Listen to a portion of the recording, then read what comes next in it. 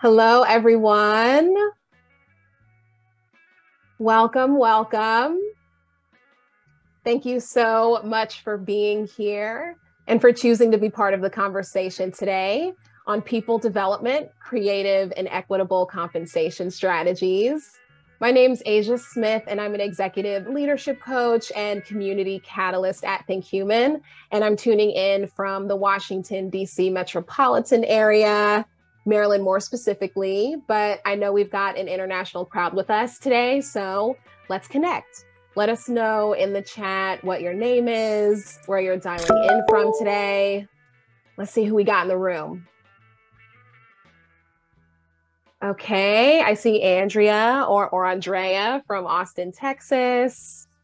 Oh, I see London, somebody else from Maryland, nice. I see Toronto, San Francisco. Pakistan, nice. Venezuela, okay. Very cool, very cool. Well, a warm welcome to those who just got a shout out, and I see the chat lighting up. So welcome to everyone who's sharing the space with us today. We're all really grateful to have you here. Please take from this conversation whatever it is that you need to serve you and your growth, and please don't let the growth stop there. We encourage connecting with a teammate, a friend, or a loved one, perhaps even a coach or a therapist, to talk through all of this so you can take care of yourself and feel empowered to continue the discussion in your community. So we're going to get warmed up in the chat again for today's conversation, since we're talking about creative and equitable compensation strategies.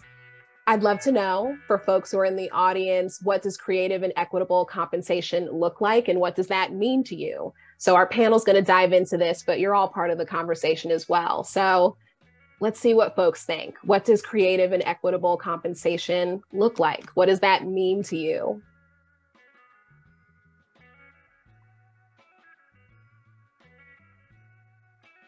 And feel free to put this in the chat. I see some raised hands, which is great. Okay, see from Maria, the remedy to quiet quitting. Yeah, from Iris, narrow the pay gap. Okay.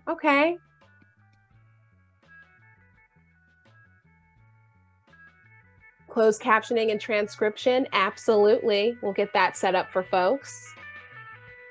Self-set compensation from Christine, and flexibility from Sandra. Okay, sounds good. All right. And so we're just getting the auto transcription set up for folks in the audience really quickly. So that should be good to go now. And now that we've also gotten input from folks in the chat as far as the topic for today, just want to encourage folks, if you feel energized to continue in the chat, to share, please don't hesitate to comment and ask questions. This is really great input so far, and your presence and contribution always make the conversation richer. You might spark a thought for someone in the room, or we all might learn something from what you have to say. So with all that being said, this webinar wouldn't be happening if it wasn't for our fantastic partners and the commitment and heartfelt work of our team and leadership at ThinkHuman to provide a safe and brave space for real conversations in the world like this one.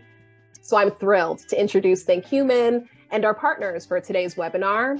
Starting off with ThinkHuman, we're a leadership development organization that supports HR and L&D leaders with implementing community-centered and experiential-based leadership programs built to support a culture of belonging.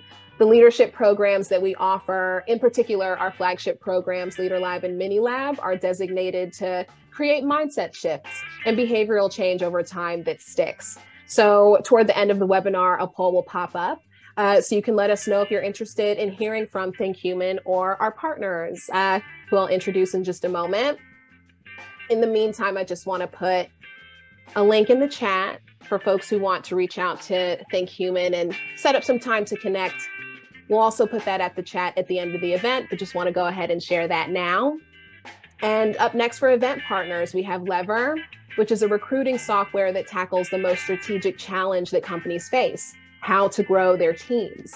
Their tools allow leaders to scale and grow their people pipeline, build authentic and long-lasting relationships, and source the right people to hire. Lever also provides leaders with customized reports, with data visualization, review offers and interview feedback, and more to inform strategic decisions between hiring managers and executives. To learn more, visit lever.co. And last but not least, we have Pave. Pave is paving a new era of compensation, rooted in transparency and fairness, with their mission to build the world's best compensation tools and easily accessible market data, so companies can plan, communicate, and benchmark in real time without spreadsheets. Pave's values of trust, teamwork, and transparency help organizations make better, more informed decisions around building solutions to an equitable compensation within the modern workforce. To learn more, visit pave.com. So thanks again to our partners and to our amazing panel, who you'll all meet shortly. Thank you so much for helping us bring this event to life. Before we dive into the webinar, I'm going to turn the music down a little bit because we actually have a special performance.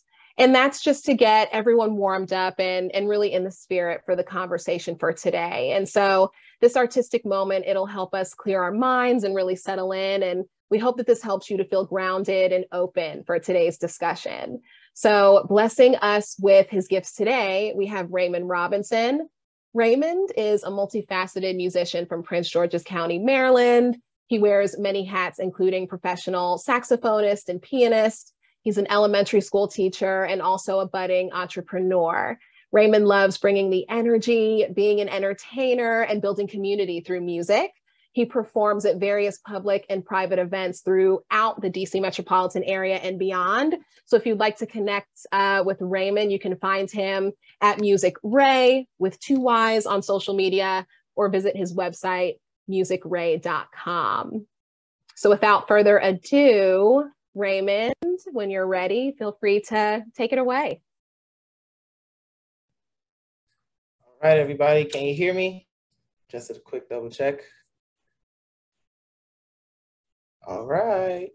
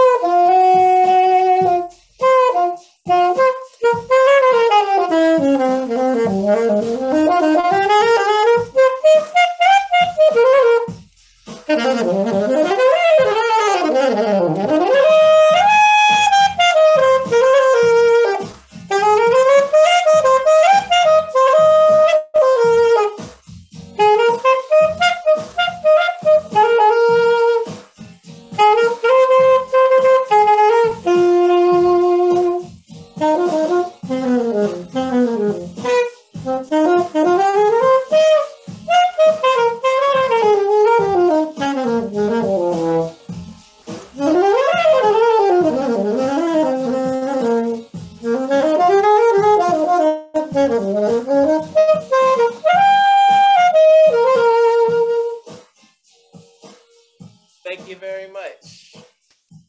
Thank you so much, Raymond. And yes, Karen, Montel Jordan would be so proud right now. And yes, to our community, this is how ThinkHuman does it. Thank you again, Raymond. We really appreciate it.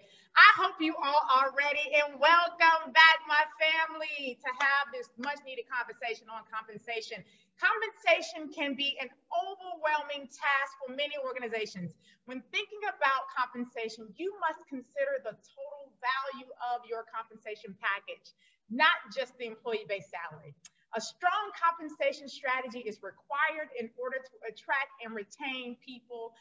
You must have who have the appropriate knowledge, skill, and competencies. We all know that, right? But we are still struggling with it. Your compensation strategy sets your position in the market and can impact your employee brand. So think about this when it comes to your compensation strategy. Are you leading? Are you lagging? Or are you just meeting the market? And as organizations, we are economic and societal drivers for change.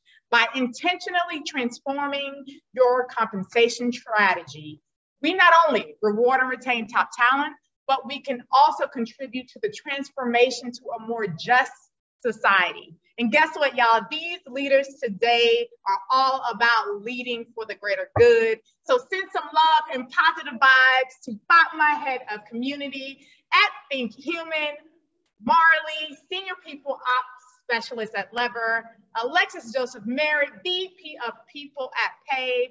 Welcome, welcome leaders. We're so excited to be here. And we're just gonna jumpstart it and take that deep head dive into what does compensation mean to you?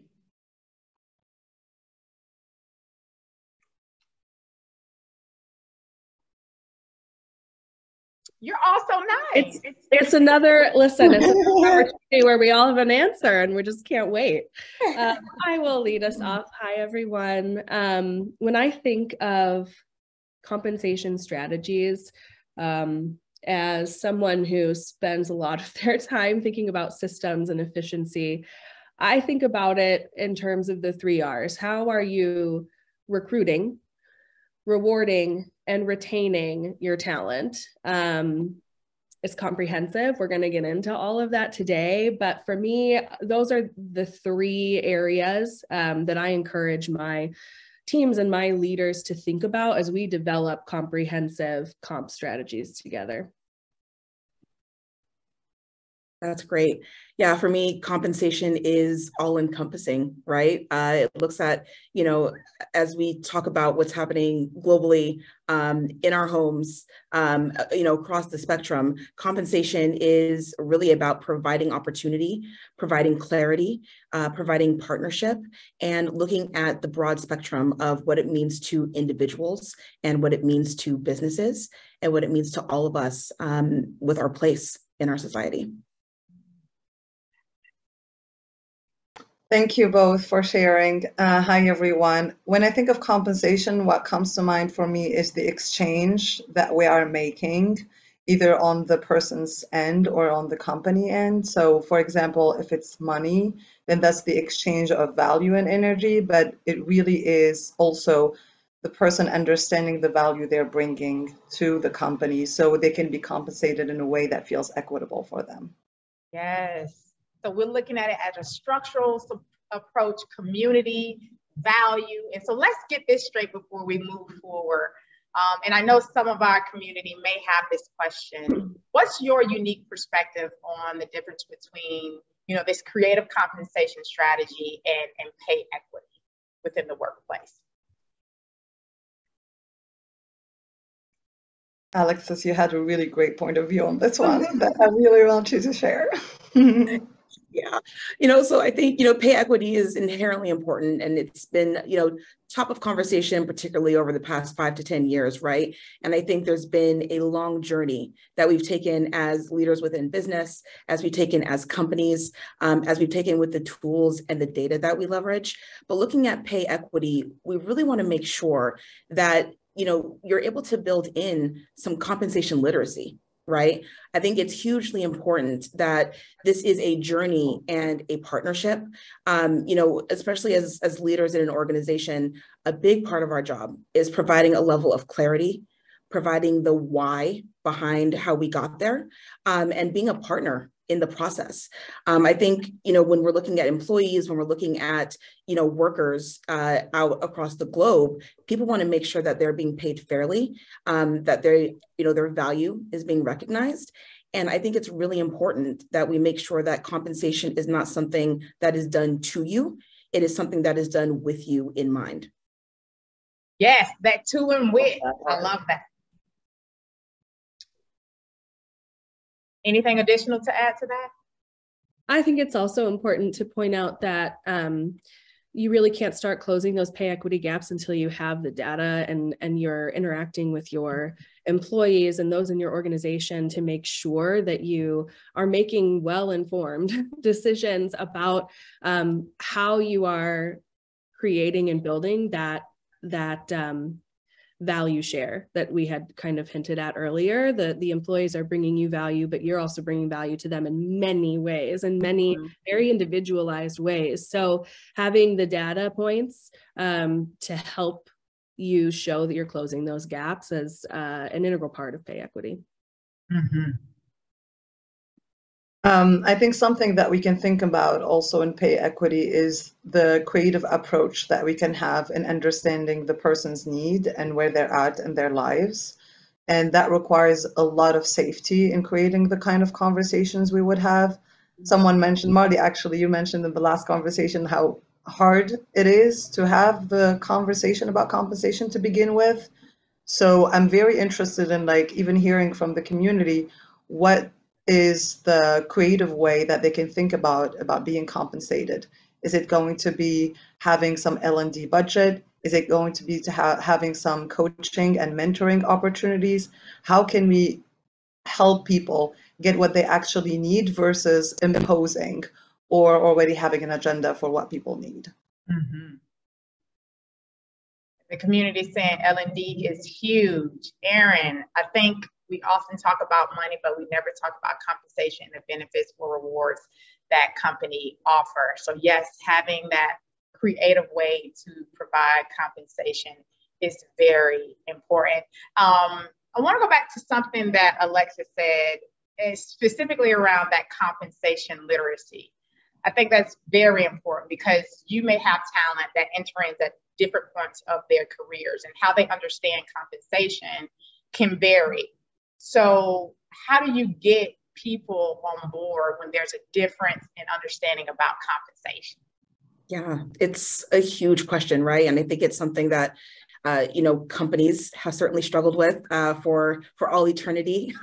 It seems it's really hard to get right. And I think by, just as humans, compensation is inherently emotional. It's inherently personal. Mm-hmm. And because of that, we have to make sure that it's done with care. And so I think similar to what Marley was saying, we understand that data is certainly something that we can leverage. The problem with that is, how can people be sure that the data that is being utilized applies to them, applies to their community? And so I think really having a trusted source and partner in that process, really making sure, again, that this is not something that happens to people, but that this is something that is a priority within your business. This is something that we know is a priority for individuals. So how can we make sure that we are bringing people along for the ride? And that ride, can be bumpy from time to time, Yes. but creating opportunities to access information, providing, multiple touch points on where this stands. This shouldn't just be the conversation that happens, when someone signs their offer letter and when it's performance review season. How are we ensuring that we're tapping into our employees and our workers' broader needs and being a part of the resolution and the solution to make sure, again, if you have the answer, if you have the why and the how, it makes that conversation a lot smoother from the beginning. It is a conversation. I agree with that. It is a conversation that requires a lot of relationship building, I think, between the managers and their direct reports, because as we mentioned, it is an emotional conversation. So how can we build that relationship equity throughout the time that we've been working together, and that safety that has the person be able to even get creative about their own compensation. Something that I lived that was really interesting for me at ThinkHuman is that I've been wanting to get at one point in my career a sabbatical where I can like rethink my career or think where I want to be. And it was a lot of conversation for like 1 year where I was able to even speak up why I wanted that and how I wanted that. And we got to a place where it felt comfortable for both me and the team to be able to go on a sabbatical. And in that sabbatical, I reimagined my whole career, where like how I want to be back at ThinkHuman, how I want to be contributing, and what else is in there for me. Because whatever we get inspiration outside of work, that also feeds into work. So that's why I really want to push for the creative conversation and the safety to be had, so we can actually co-develop a plan that can work for both the business and the individual at the same time. Mm-hmm. You said so much, Fatma, and I know Marley wants to jump in, but I also want to ask you this because you mentioned this on a previous call, it being so tough to have this conversation, you know, and it's emotional conversation. Why is it so tough and so emotional for some people? I think because it touches on our sense of worthiness, and it's something that is much bigger than what we're getting paid. It's like, who are we in the world? Who are we for our companies? Who are we for our family and community? And as long as we actually can't see the value or the impact of that, it is a very tough conversation for us to have, because we cannot see that. And I recognize that's a privilege, even in being able to see that, because that means that you've had some kind of coaching, some kind of support to be able to even hone on what your gifts are, what your impact is. And that requires a lot of work, and the responsibility does not only fall on the person, it really falls, for me, on the company supporting the person to get more aware of their needs and their gifts. Oh, yes. And we're going to talk about that later on in the conversation. So where does that, but I want to pull Marley into the conversation. Share your thoughts, Marley. You know, I have a couple, but I think right now what I'm really thinking is, you know, I had shared with you all a couple of days ago, my training and background is in licensed social work. And so I tend to bring a very holistic, person-centered approach to the work that I do, to the teams that I support. And when we start talking about worth and value, we're really talking about identity. Like when we are interacting with our candidates, when we're recruiting candidates, or when we're sitting across the table or screen, you know, from our team members, that's a person who has dreams and values and emotion and feeling, and it is their identity. So I think right now what I'm really mulling over is the tie between the compensation conversation. How are we building total rewards? How are we building comp strategies so that we are also honoring the identity of the person? And that's going to be unique and different for everyone in front of you. So it starts with, you know, that first in-mail from a recruiter. It starts with that first interaction. That's the opportunity for transparency. That's the opportunity to reflect your culture around the value that you believe your comp has for your people. Yeah. Marley, you said a lot there, but what I thought about was it also starts with the culture recognizing your identity, because some cultures recognize, you know, other identities over others when you're looking from a DEI perspective. I think that's really important. And yeah, transparency is key. Anna says 100%. So has there ever been a time in your own personal experience where how you define compensation was different than how the organization defined it, and how did you handle, you know, that experience? I can hop in. You know, I haven't been in leadership, obviously, my entire career, right? There was a growth to get into this space as a professional. And, you know, in my prior lives, certainly as an individual contributor and earlier in my career, you know, for me, the drive was, the first step was, how do I get to six figures? Then it was, how do I make sure that I'm working so hard? So how can I make sure that this dollar amount matches how hard I'm working? And the challenge with that is, right, you kind of don't have these levels of comparison. You have kind of anecdotal, you have just thoughts about what a good salary looks like for you at that stage. You know, for me, this is, you know, before marriage, and when I'm single, and when I'm living in San Francisco, and my social life is very different. And so for me, when I was looking at compensation and being reflective about what that was, it was really about the dollars. And as I've gotten older and more seasoned and more experienced, you know, it looks at the life stage of where you are, and we look at what's really important to you in that stage. And so kind of having those conversations earlier in my career, I started to just say, okay, I'll take what's given to me, right? As you start to see more and more that there are other people, certainly, that are not just taking what is given to them, but people are basing that off of what? And again, I think if you don't understand the why behind why you are being paid what you are being paid, it makes for a really challenging set of conversations. Yeah. What are you actually targeting, and how can you go in with kind of a clear POV besides I want X, or I want more, or I need more to support whatever my current lifestyle is.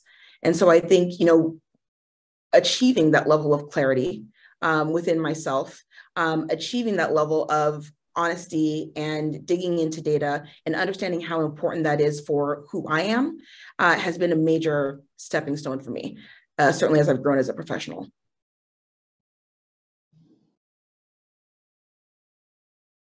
I would add to that I have a dear mentor in my life who always said that clarity is kindness. So it's a part of how I live and work and breathe now, because it really rings true. And so for those moments of tension where there's something I might not agree with, or I'm experiencing something that doesn't feel good. We've talked about how compensation is directly linked to our emotions and who we are and what we're experiencing life. Attempting to create a safe space to bring clarity and to talk and speak in kindness to try to reach resolution, for me, has been helpful. It's really tough to do, especially if you're working in a place where you maybe don't feel safe to have those conversations, and don't necessarily have the tools or aren't prepared to do that. So I think as HR professionals, one of the most important things that we provide is that safe space. One of the most important things and ways that we support our teams, our coworkers, our leaders, is to be that safe space for people. So that would be my perspective there. Mm-hmm.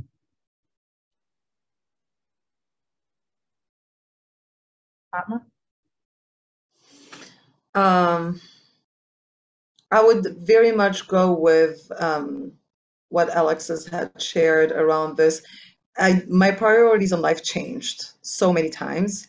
And I think what really helped me in this, it's not even talking about compensation as like, what am I getting, but how much is the role also fitting me? So having that flexibility in terms of role, and being able to talk about how much I'm bringing in terms of like working hours, in terms of the value I'll be bringing, in terms of my KPIs, how, in terms of like, what kind of project am I working on? Is it creative enough? Is it inspiring enough? So considering all of that as many ways where I get compensated, and it's not just money for me, for example. Right. It could be like working on something I really want. It could be having the autonomy and the freedom. It could be working less hours. And as I saw myself growing, similar to Alexis, like, it was not the money that was so important for me as much. It was mostly the L&D opportunities, the coaching opportunities, the flexibility, everything that I mentioned, and also the flexibility within my own role to be able to grow and change, versus having to tie always like a job description to a certain number, really thinking about it in terms of like, what am I going to bring to the business and what will be equitable for me to get as an exchange of that. So what I hear you all say is that there was an expectation set for me as well as an expectation for the organization, in addition to a responsibility. So someone posted, I read it, but this has to be done in partnership. So Fatma, you alluded to that earlier, right? It's the organization, but also in partnership with me as well. Marley, you had some interesting thoughts to share around that. About partnership and partnering with organizations and leaders. Yeah, you know, I think it's one of the parts of my job that I love the most, is those critical conversations to have. And I see in the comments and in the questions, you know, how do you go about convincing, interacting with leaders to build and develop strategies and philosophies that honor the individual and meet needs outside of money, you know, how we typically think of compensation or dollar signs, but as we're discussing here, it's much deeper and richer than that. Yes. You know, and my philosophy behind that is it's about relationship building first and foremost. It's about building trust and safety. And I think too, we all play a role, right? We all play a role in building that culture. So it's not just on the HR department, you know, it's not just on your leaders. It's all of our jobs to be honest and transparent and true to our needs and those things that we want. I will say though, the caveat here, for me at least, I'm not a C-level executive. I'm not a part of a leadership team. I've always been reporting to that type of energy. And so for me, what I've found most impactful for comp philosophies and strategies and honoring employees is when those philosophies roll down from the top down. So there is an elevated, I would say, sense of responsibility placed on leaders, which is inherent to what they do for sure. What addition? Go ahead. Oh no, I was going to say that's super well said. I think, you know, to your point about kind of what that roll down looks like and that roll out looks like in an organization it's hugely important, the way that lands. And, you know, I want to acknowledge here how challenging it can be for a lot of companies, a lot of people to even build a compensation philosophy, right? I think a lot of times what happens is there's an HR leader that comes in and they say, okay, ready, set, go, right? Build us a compensation philosophy. And a lot of people kind of say, okay, this is what I saw work somewhere else, right? You kind of go to what you know, you go to what you've seen. But I think as this conversation continues to evolve, you know, not only is having a compensation philosophy hugely important, but looking at this as, even if it's a roll down from the top, still a team sport versus an individual practice. And I think it's just so important to kind of nail that, because I think a lot of HR leaders and leadership teams kind of put on this island where there's an expectation that you are going to know exactly the right thing for this company at this time. And not only does that continue to change and pivot as the company does, but even just as employee needs begin to differ as you grow as well. Basal, please. Yeah, I do want to bring a question from the chat. Okay. That seems really interesting. How do we cater total compensation to each individual employee's life stage while keeping the same equitable compensation package for everyone, which represents a diversity of a life stage, since we cannot offer different things? As you say, some early career folks look just for the dollars, while others want to work and life balance and flexibility and support for families. How do we cater? Yeah, it's a great question. I'm waiting for someone to find the bullseye on that, right? That we can all take and implement with all of our teams. But I think certainly, right, listening to your employees is, of course, stage one. I think what Marley said about certainly creating a safe space, especially being in the HR side of the business, that psychological safety is hugely important. Once you have that, you can actually get answers from your employees. You can get truth from your employees. And those things are earned, right? I think certainly, again, being on the HR side of the house, you can't walk in the door and get that. You have to earn that. And you earn that by showing up in the areas that matter to your employees.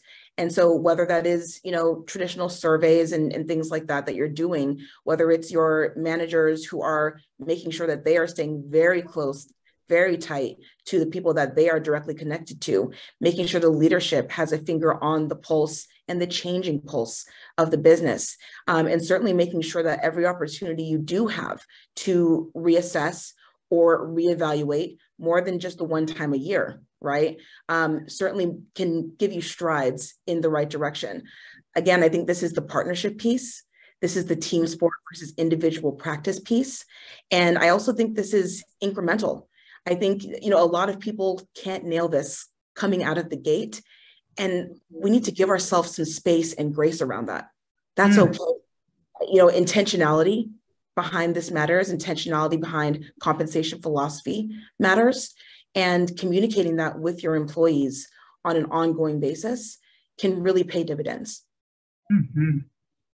I was thinking about that, Alexis, because there is the quantitative piece of getting this kind of information, but the qualitative piece for me is the most important, because that's when you get the affects, the feelings, the motivation, the intention of people.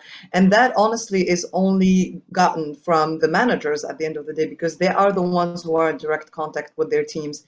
And so equipping managers to be able to have those conversations and navigate them with their team members, and even having it with their own direct manager, so they can inspire their teams, and this is the kind of conversation I had, and this is how it went, and this is how difficult it was, and I want to be able to have the same conversation with you because it is important for me. So managers being equipped to have those conversations and have that level of emotional intelligence to support their teams and to get that qualitative data that would support the culture and also would support HR to be able to support and cater to people, I think is really key.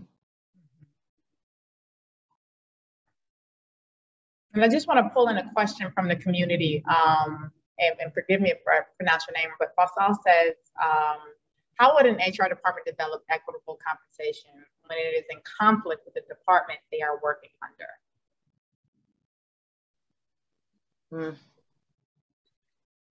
I think this is a great question. And I think anyone that has been in HR has probably been in this situation before.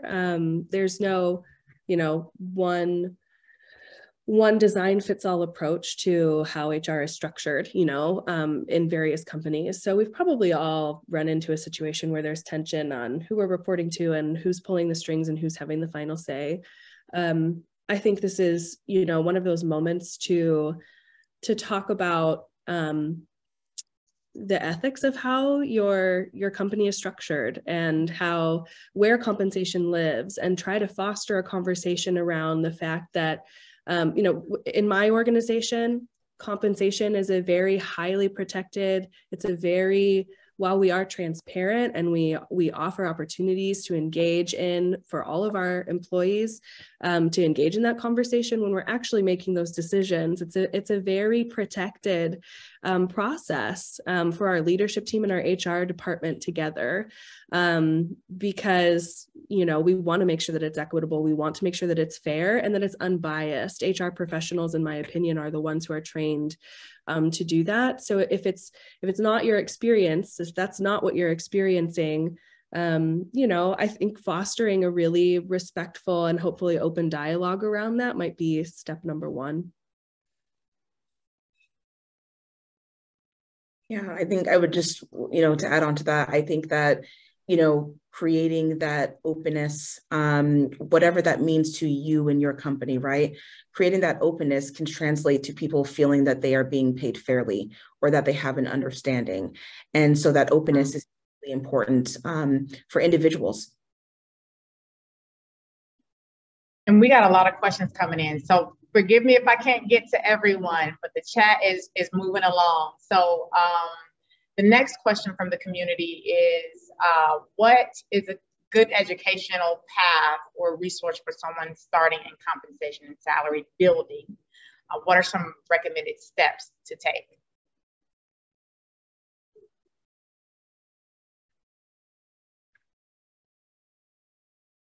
I guess I can go. I feel like I've been jumping. Yeah. I have, you know, interestingly enough, I happen to work for this compensation data company called Pave, you know, whose whole idea is that we, you know, as compensation professionals, as HR professionals, as people, you know, turning up a cycle for the first time or for the 50th time, that people actually have access to the information they need. And so in terms of like learning yourself or trying to create an educational environment for your employees, I think it's super important that you begin again to increase your compensation literacy. I think, you know, for example, our employees here are in a really unique space. You know, one of our employees used the term comp IQ, right? There's emotional intelligence, there's compensation intelligence, and I love that. And it's so meaningful, especially when you're working with people where we are having compensation fairness. And so we want to make sure that there is room for dialogue. We want to make sure that in order to access all the data, you can leverage that to tie that to your compensation philosophy. I think it is a mistake to try to kind of push out compensation without having an idea about how you want to compensate your employees and why you want to compensate your employees the way that you do. So I would ask yourself those two questions first. And after that, leveraging kind of all the access to information that you have that has become available that we can use both anecdotally as well as quantitatively, and, you know, kind of stirring this all together into digestible, reflective and honest information that you can share with your teams and with your employees.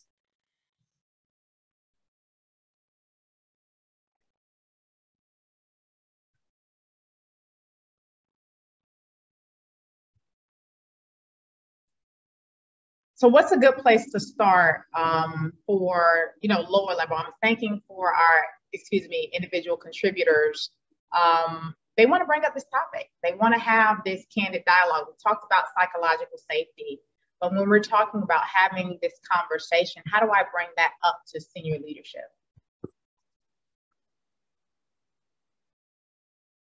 I think going first to a trusted advisor within the company and having the conversation with them, having them support you in rehearsing the conversation and writing down the points to get clarity of like, what are the pieces that are very important for you in your life right now?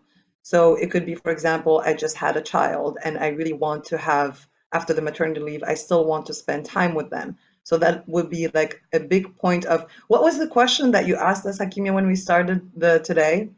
Before we were on, you asked what is the thing that you're not willing to compromise. That is, I think writing a list of the things that you're not willing to compromise would be a really, really good first step.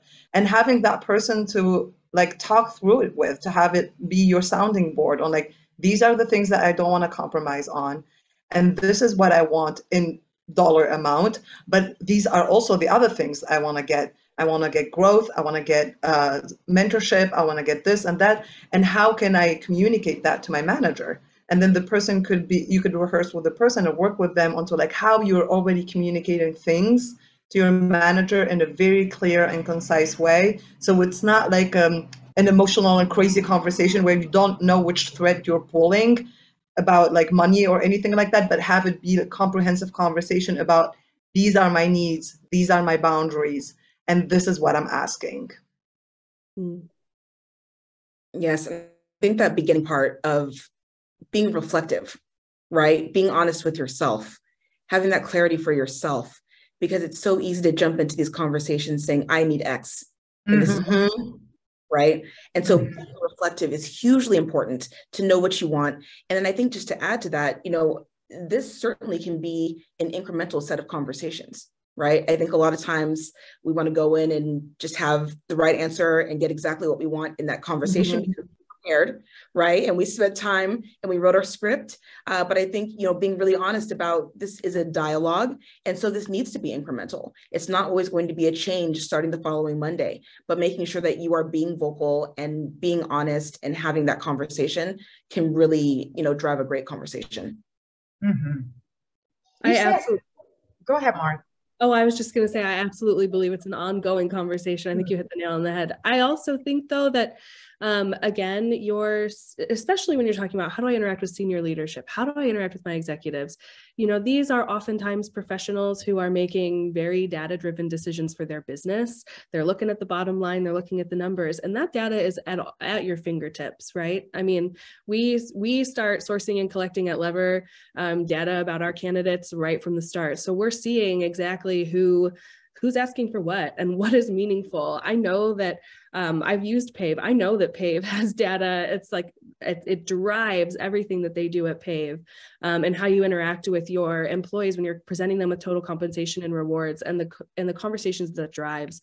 And we had talked a little bit about your communities and where you're living and where you're located. And I saw in the chat someone talking about pay transparency state by state and how that's changing so fast. And so I think my response is it has to be an ongoing conversation because compensation and total rewards, there's a cultural movement around it right now, and it seems to be shifting day by day. So the energy that we bring to that is ongoing. It is collecting data and having conversations and farming the data so we can continuously bring it forward and advocate for change.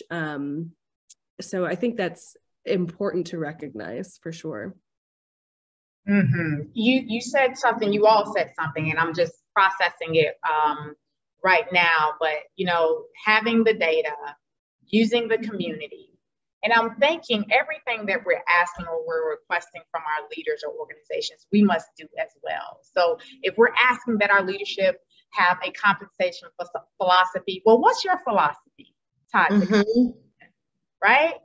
What's your expectations tied to compensation? Why does it, Alexis talked about the why does it matter to you at this point in seasons of life? Have you truly taken that time to reflect and understand why you're holding on to this rewards package and why it makes sense to the lifestyle that you're creating for yourself? So thank you all for the great feedback in the comments. So where do we go from here when we're talking about building that compensation structure? Those steps that's really needed to have that productive that compensation structure that evolves, right? And that compensation structure that at least embeds in some grace in there. And Alexis, I know previously you talked about being transparent, getting bold with it when it comes to bay bands. Yeah, well, and I think for some companies that was seen for a while as being super progressive, right? Because still, we know we're in a place where that doesn't happen for everyone. But as some of the folks in the comments were pointing out, guess what? The law is coming for you as well, right? And so there's the law, there is the fact that there is a movement among workers about wanting to know the why. And so there is such a heightened level of accountability around everything compensation related at point. So, there's no more hiding around this. And I think that's really exciting. I think it's really motivating. I think it's also very scary, right? For some people. And so let's acknowledge that. But I think certainly making sure that it's a mutual level of accountability. This is a two-way street. You have a business and you have employees. These should be working in synergy. And especially when it comes to compensation, like I said, there's no more hiding. So let's be honest about the areas that we can be honest in. Let's make sure that individuals have clarity into what they need and why they are getting paid or receiving the rewards that they are receiving. Clarity is kindness. That's for sure. Right, Marley? Oh, yes. I think too, I had mentioned a couple of days ago when we got together that, The narrative is already happening. I can log on to TikTok right now, and I can search in Chicago for HR professionals and listen to a bunch of influencers tell me what they're making, how I should negotiate, if their company's pay bands are published, if they're not, how their managers are interacting with them. All I have to do is open my phone and look. And so my question to my leaders and to my teams is, what role do you want to play in the narrative? Where do you want to enter the story? And how do you want to drive the narrative? Because you have control and you're in the seat. So yeah, it's an interesting time that we live in right now. What role do you want to play in the narrative? That's your choice. Mm-hmm. Which side are you going to land on? Sean says, should pay transparency exist in departments only or across the business? What about SLT transparency into the rest of the business? Do we have clarity on SLT transparency? I do not know that. Okay. Sean, senior leadership. Shout out to my husband's question is what we're calling out right there. I love it. Sweet man. I think this is a really interesting question, actually. I think a lot of times in HR, you'll find the discussion around this question is about confidentiality versus transparency, and how, what do our bands look like and reflect, and how much do we communicate to our employees? So me personally, I err on the side of confidentiality within transparency. So if you have pay bands and a progression that you can see your employees moving through, and that you talk about with them, and you talk to them about their career trajectory and what it might look like, right? Those are all great things. There's a way to be, to give them accessible information, as we had talked about before, having highly accessible information, but doing it in a way that is confidential and protects people's unique pay. Yeah, individual privacy still matters, right? And we'll have the right to that. And so I think providing accessibility, as you said, Marley, you said very well, accessibility, but still providing that level of individual privacy, of individuality, and making sure that there are still private discussions that are had about this. I will say something that I don't know if it's controversial. I don't think that every single person in every single company should know exactly the dollar amount that the person sitting next to you is making. I think there's a right to privacy there, and we can still be very open, very transparent, very fair, so people understand what their growth and their path will look like without infringing on that. I love the comment that Faisal just made. We didn't even get a chance to bring blockchain into the transparency equation at the time for the webinar is running out. Oh my gosh, totally. It's so interesting to even watch on a collective psyche of people, how even like the relationship is changing with the banks, the fact that we're changing our relationship with finances, and now there is even more platforms that are providing like the potentiality of equity in the world, including blockchain, because they do focus on a level of transparency. And so if that is happening on the bigger culture, it's interesting to reflect on how that would be happening on a smaller system, which is like our companies. So like just like connecting the dots there, that I find interesting, because the bigger system always represents smaller systems as well. So whatever happened on the bigger one is going to happen on the smaller one. Mm-hmm. Yeah. Well said. And with that, we are running out of time. This is going by so fast. We're going to take a quick break. We would love to know, who would you like to connect with? We're going to launch a poll.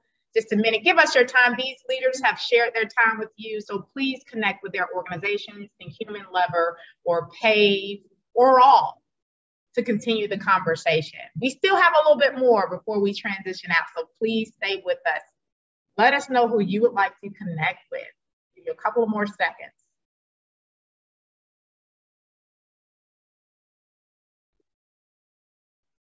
All right, so with that, we are closing, okay? And we truly did, and obviously the community here enjoyed the conversation. What are those key strategies? I want you to talk to those startup organizations, larger organizations, people leaders, people outside of the HR department. Please share at least 2 or 3 strategies that you recommend for them to start off with. I think going out there and building authentic and real relationships with people, the people who can be your sounding board or the people who are involved in this conversation.